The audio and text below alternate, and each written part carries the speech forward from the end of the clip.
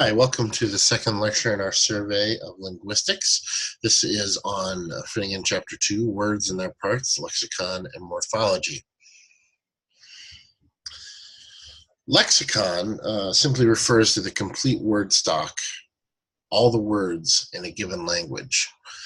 That's why we call dictionary authors and researchers lexicographers. They're trying to document all the words in the language.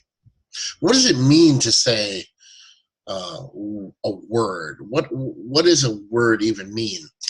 Words exist on multiple levels, and when we analyze, for example, whether we have two words that sound the same but are different words, or whether we have variations of the same word, we really have to think in multiple levels.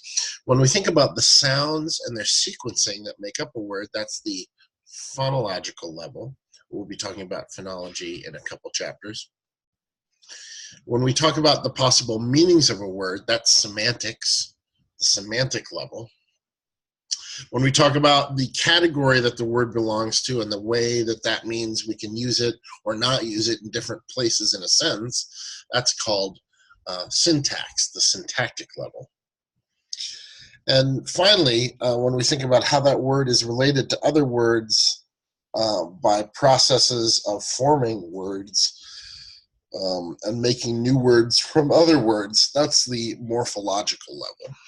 And that's actually what we're going to be talking about. That morphology is what we'll be talking about in the second half of this lecture. So we're going to be talking about lexical categories or word classes, or sometimes people call them parts of speech.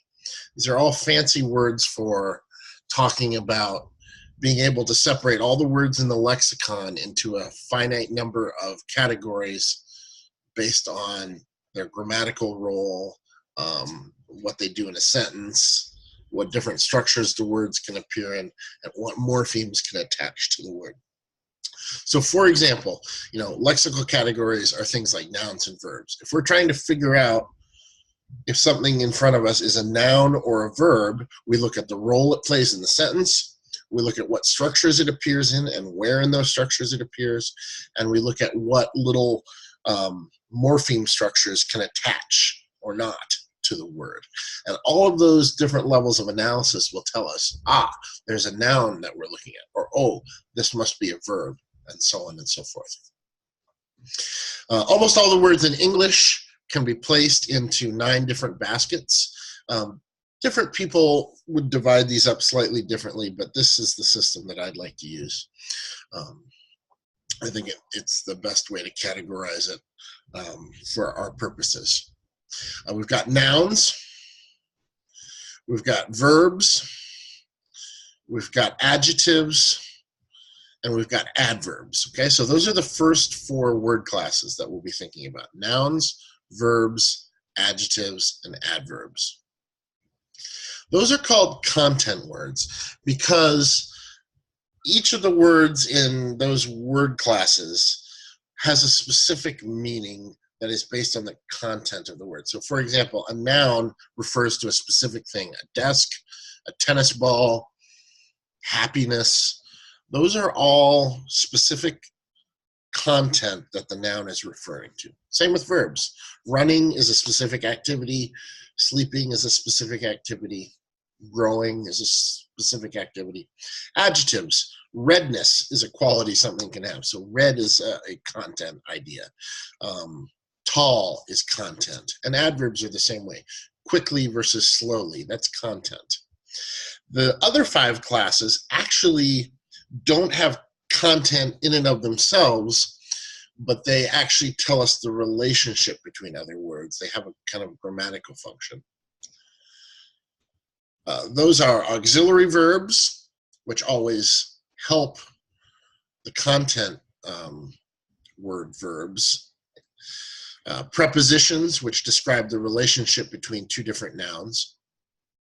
Pronouns, which refer to a noun. Determiners, which tell us what noun we're talking about. They point to a noun, or they determine what set of nouns we're talking about. And conjunctions, which join 2 things. So notice, for example, that when I say he, That's a pronoun. It doesn't refer to anything specific content-wise until I put it with a noun that it's replacing. Steve. Okay, now the pronoun he can refer to Steve, but he doesn't mean Steve in and of itself. It doesn't have any content until it points at or starts to work with one of the content words. Same way with prepositions. You need to have two nouns in order for it to make sense to say that one thing is on something else. We'll see how that works in more detail later here. Because of this, we call these 5 word classes function words: auxiliary verbs, prepositions, pronouns, determiners, and conjunctions. Those are function words. So you can think of each of these word classes, each of the kinds of words that goes in each different basket. It's a different tool. It's a linguistic tool that we either use to refer to something in the world or describe its relationship to another thing. And each of these word classes does a really specific kind of job. And once we start to understand what specific kind of job each word class is doing, then when we look at a sentence, it becomes much easier to figure out, okay, this word must be in this word class because I can see what kind of job it's doing. So start thinking of words and their word classes as specific kinds of tools. And when you see a tool in action, that'll tell you what word class you're dealing with. So you should ask, what is the job of this word that I'm looking at? What kind of a tool is it? What work does it do? Let's talk about what work these things do. Nouns name people, places, things, or ideas or qualities. They can be tangible or they can be intangible, but they're people, places, things, ideas, qualities, and nouns name them. They can be concrete or abstract. They can be common or proper, that is to say they can be general or the name of a specific named entity, which we capitalize in English. They can be countable or non-countable. You can say I have 5 apples, or you can say I have lots of water. You can't say I have 5 waters. That's actually maybe a specific usage that would mean I have 5 bottled waters for you if I was passing them out or something, but that's probably considered a non-standard usage, maybe an emergent usage, but normally we'd say something like water is not countable unless it's in a bottle, right? In which case maybe the bottle is more interesting than the water. But just in general, things like snow and water are non-countable, whereas apples and anything that takes an S or that you can put a number in front of, like 5 or 25 or 3 million, those are countable nouns. Adjectives have one job: to give us more information about nouns. They modify nouns, and when we say modify, we mean to give more specific details about them. So shape, size, color, age, condition, all kinds of stuff. Those are adjectives. They make nouns more specific. Verbs. These describe actions, occurrences, processes, or states of being. Sometimes you can see a verb happening, sometimes not. Like I can't really see you thinking unless maybe it contorts your face in funny shapes because it's hard. I know, thinking is hard.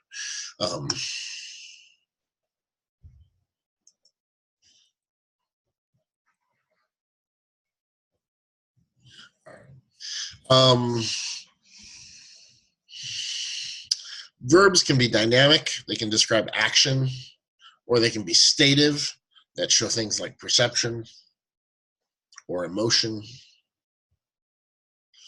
They can be transitive, that take a noun directly after them. So catch a ball, I can catch a ball. Or they can be intransitive, which don't require a noun. I lie, I pray, I shower, I sleep. All right, so those are intransitive. Transitive verbs take an object, which is what we call the noun directly after them. This kind of verb is a content word. We're going to see later that they are sometimes appearing with other verbs that we call auxiliary verbs that are function words that don't have any content, but these have a specific content. They're referring to specific states of being or actions or occurrences. Adverbs are super awesome words that we most commonly tell school children that they modify verbs, which they do, but they can also be used to modify adjectives or other adverbs. They're like super modifiers. They provide more information. Again, they make things more specific. They also answer the famous journalism questions: when, where, what, all that kind of stuff. Determiners, like adjectives, give us more information about nouns. But unlike adjectives, remember, adjectives have specific content. They tell us that the noun is tall, or that it's red, or that it's hot, whereas determiners just tell us which noun we're talking about. They don't have any content in and of themselves. They merely point to a specific noun. So that car, my house, this wallet, your keys. They can also describe a set. Some of the students, okay, some of the is a big set of determiners there that tells us what the set of students we're talking about is. Not all, not the whole group, but some of them, right? Also, determiners can be numbers, like 5 apples. That tells me that we're talking about a set of 5 apples. Again, we don't really think of that as fiveness is not a quality of the apples, so we don't really think of it as a content word. It's merely defining a set of pointing at 5 different apples. So we call all of these determiners. Determiners tell us about the quantity, which one and how many of noun we're talking about. Adjectives tell us the qualities of the noun. Determiners are function words. Adjectives are content words. The most common determiners maybe are a, an, and the. Possessive determiners are other common ones: my, her, your. And some theories of grammar require a determiner in front of every noun to define that set. And sometimes that determiner seems like it's not there or it's invisible, like cats. Whenever we have a plural noun, there's no determiner in front of it, right? Cats. You can't say, or I should say, you don't have to say. You can just start a sentence: cats are my favorite kind of animal. There's no determiner in front of cats. Well, actually, we're going to say there is an invisible determiner called the null determiner. And we'll talk later on about how that's useful to think about it that way. But we're going to say that our theory of grammar requires every noun to have a determiner. And if there isn't one visible, there must be that tricky invisible null determiner. Prepositions show relationship between two or more nouns: with, in, of, through, between, at, out of. A pencil is one thing. A desk would be another one: on the desk. Or pens would be another one: with the pens or the pencil. On my hand, the pencil's in my hand, etc. All right. By the way, we definitely have multiple word prepositions as well, which are tricky. We have 2-word prepositions and sometimes even the dreaded 3-word prepositions. Those can be a little tricky, but once you start to realize where prepositions appear in sentences, they'll start to jump out at you. We'll talk about that later on too. Pronouns take the place of nouns to avoid repetition. If I say,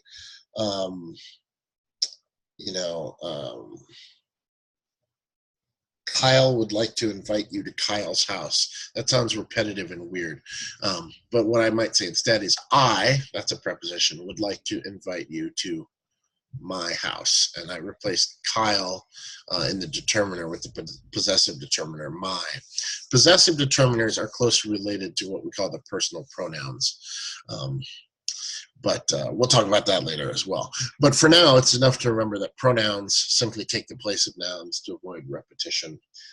It's the words like he, she, it, they, them, me, you, we, us, all of those good ones. The noun that the pronoun points back to is called the pronoun's antecedent. And again, this is why we say pronouns are function words. They don't mean anything until they point at an antecedent, and then they have a meaning, but that meaning is determined by function, not by their inherent content. Like even if in the case of gendered pronouns, I don't think the feminine quality adheres in she as much as it does in the female gendered noun that she is actually referring to. That's why we'd say that pronouns have no content and are simply function words as well. Lastly, conjunctions, words like and that let us put two or more things into the same grammatical structure. You can use and to make a list. You can also use other logical similar function words like but or nor, and, yet, so, but, nor. Those are some of the big ones. Good for making pairs and lists. Auxiliary verbs. These are the verbs be, have, and do, but not when they mean the content thing like have to possess something, but rather when we make a perfect tense like I have completed the assignment. All right. In have completed, complete is the content word, meaning to finish, and have simply signals that that action is done in a perfect tense. We'll talk about tenses in more detail, but these auxiliary verbs help content verbs make all kinds of different tenses. We also call one more group of verbs auxiliary verbs, and that's the modals. And these are words like might, could, can, must, and may. They signal possibility, probability, or social obligation. Like it might rain tomorrow is probability, or you might help your sister move next week means you have some social obligation to help your sister. It's being suggested. But again, notice might help, might rain, they always appear with other content main verbs. They can never be by themselves as the verb in a sentence. That's why they are function words. Again, they have no content until they're linked up with a content word, and then they help that content word make specific kinds of meanings. All right, let's talk about the sort of second half of our chapter here. The first half was about lexicon and how we can divide all the words in a language into different lexical categories, word classes, parts of speech. It's all three ways of saying the same thing, into nouns, verbs, adjectives, and so on and so forth. There were four function word classes, four content word classes in English and 5 function word classes in English. See if you can, by the way, before you go, you might want to pause this lecture and see if you can remember what were the 9 word classes in English that we just talked about. All right. Part 2 of this lecture, morphology. Morphology is the study of how words are constructed from smaller, meaningful units. The smallest meaningful unit of language is called a morpheme, and we add morphemes together to make more and more complicated words. If we do it correctly, we have a grammatical sentence, and if we do it incorrectly, we don't. So I slept for 8 hours last night is grammatical. I sleep for 8 hours last night is not grammatical in English.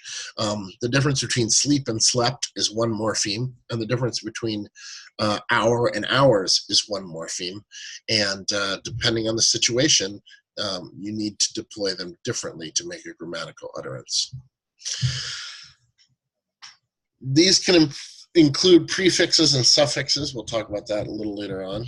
And the most basic elements of words, when you can't take any more morphemes away from a word, you've got the root there. We'll call that the root or the stem.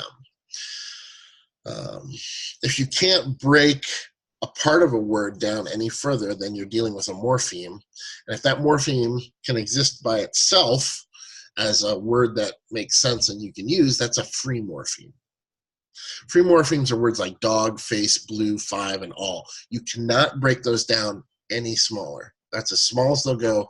If you have D-O and G and try to break them apart into D-O on one hand and G on the other, you no longer have meaningful morphemes. D-O has no, and G, they have no relation to what's going on in the word dog. Dog is the smallest morpheme that you can break that word down into. It's a free morpheme. That's the root or the stem. Bound morphemes cannot exist by themselves, unlike free morphemes. Bound morphemes must be attached to free morphemes. So re is a bound morpheme in restart, and ing is a bound morpheme in running. Un is a bound morpheme, and ed is a bound morpheme in unbounded, and the ly in quickly, those are all bound morphemes. These bound morphemes are called affixes, and they come in two varieties: prefixes like re that attach to the front of a stem, and suffixes like ed that attach to the end. Now, we're going to talk about a specific group here called inflectional morphemes. Inflectional morphemes, when you attach them as prefixes and suffixes, in the case of English, they're all going to be suffixes. When you attach English inflectional morpheme suffixes to words, it does not make a new meaning and doesn't change the part of speech or the word class. Instead, they show certain grammatical functions. They help words agree in number. So adding an S to a noun lets us use a plural verb with that noun.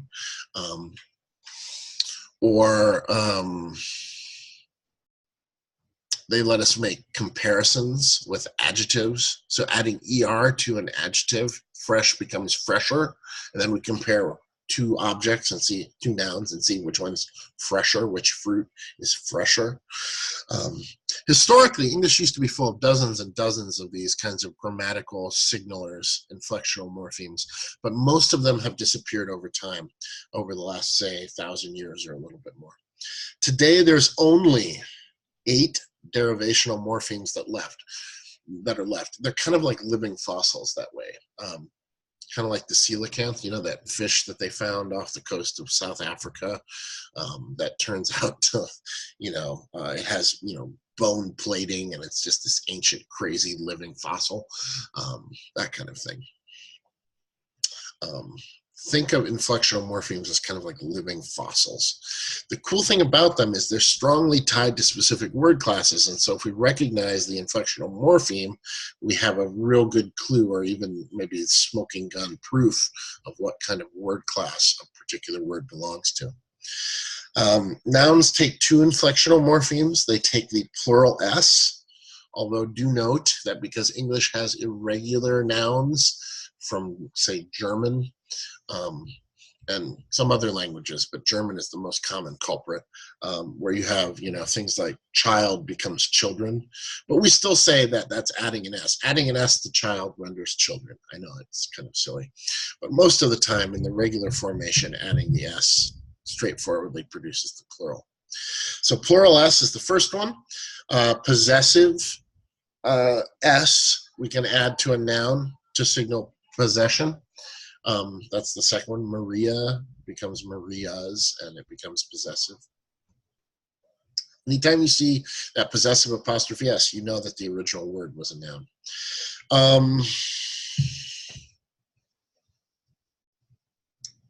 We have third person singular S attached to verbs. Interestingly, these are the only verbs that still get in the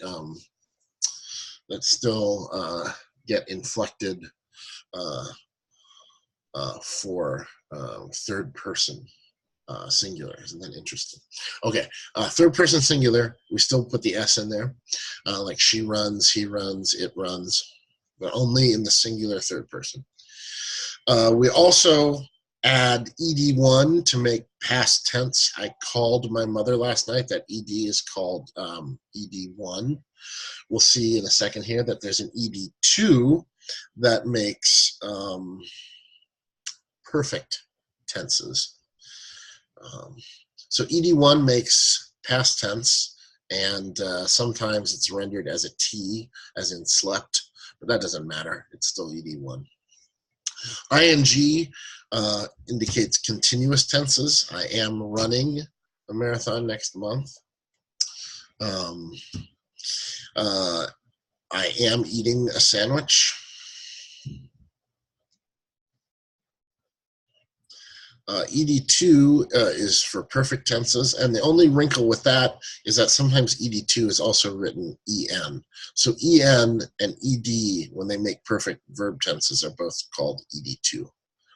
So that's our first 6. The last 2 appear with adjectives, ER for comparison and ES for what's called the superlative form. All right, so those 8. We'll go back over them real quick again. Plural S, possessive S for nouns. Third person singular S for verbs. Past tense ED. Continuous ING. Perfect ED2. And then ER and ES for adjectives, the comparison morphemes. All right, those 8, if you see them anywhere, that tells you which of those 3 word classes the word belongs to. Finally here, we should just talk for a couple minutes about how language increases its vocabulary. Some of these processes use morphology, some of them use other processes here. But we're talking about how we grow the lexicon. How does the lexicon get bigger over time? And it always gets bigger. New words can be derived from adding affixes that change the word's meaning or word class. So blog, the noun blog, plus becomes a new noun that no longer means a thing you write, but the person who writes it, the author of a blog. Un plus wise becomes unwise, simply changing wise into its negative.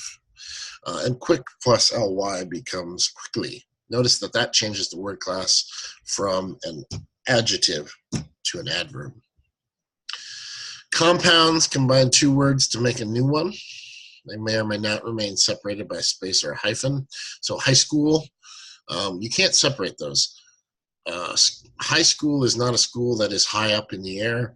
It is actually a compound, and you always have to treat it as if it's one thing, even though it's technically there's a space between the 2 words, but it's really one word that is broken into 2 words. Lawsuit and skincare are other examples. Whether or not there's a hyphen or a space there is just a matter of convention, how long the word's been around, how often it gets used. The more familiar it is, the more likely we are to put it all together as one word, probably like lawsuit. We'll see. I don't know, you may see people already using high school as a one-word adjective. Probably not so common as a one-word noun, but maybe as a one-word adjective. Like high school dances, or that's high school stuff, you know. Not standard usage, but maybe that might be the standard usage in 200 years. We don't know if we still have things called high schools. By then, maybe the school's educational system will be different, and we won't remember where the word high school came from. Shortening shortens words, so we use INDY for independent film or FED for federal agent, or adopts acronyms in which you pronounce the word the way it sounds, like NASA for National Aeronautic and Space Administration is actually NASA. That's an acronym. And initialism, you pronounce the initials, IU for Indiana University. So notice the difference between NASA and IU, right? The first is an acronym, second is an initialism. Or a blend, smoke and fog make smog, information plus commercial make an infomercial. Back formation happens when a word is created to correspond to another word. Editor was the word that existed, and then people began to speak of the verb editing. That quick is the ghost word that's not supposed to be in there. Conversion moves a word from one word class to another. Email started as a noun, but now we ask someone to email a document to us. And some dialects have even converted quick from an adjective to an adverb. You better get here quick, right? Quick is modifying get here, you know, like come. So it's a verb, it's an adverb, obviously. but we know that the official adverb should be quickly, which adds the morpheme ly to the adjective quick. But here quick is just being used as an adverb with no ly. There you go. Sometimes it happens. Semantic shifts happen when a word's metaphorical use outlasts the memory of the metaphor. So hawk versus dove. It's an interesting historical example dating back to the Vietnam War. Borrowing adopts words from other languages, and again, sometimes we forget that they actually do come from other languages. Karate, resume, fajita, glitch. Probably one of the most famous ones is ketchup, which is a borrowing from probably, we think, a Chinese word. And that also helps to explain why the spelling is not consistent of ketchup, because it was borrowed, and then people decided to spell it different ways at different times. And finally, invented words. Sometimes a user, whether it's a person or a corporation, can arbitrarily create a new word and it catches on. So Dr. Seuss, we think, invented the word nerd, and Kleenex and escalator and Band-Aid are all words invented by corporations and companies that have become part of common usage, and they've even become genericized so that they don't necessarily anymore refer just to that commercial brand, but to any facial tissue, any personal adhesive bandage product, so on and so forth. All right, we will look at the implications for being able to divide words into different word classes and to be able to recognize the different morphemes that make them up in some of the coming chapters. But that's all for our lecture today.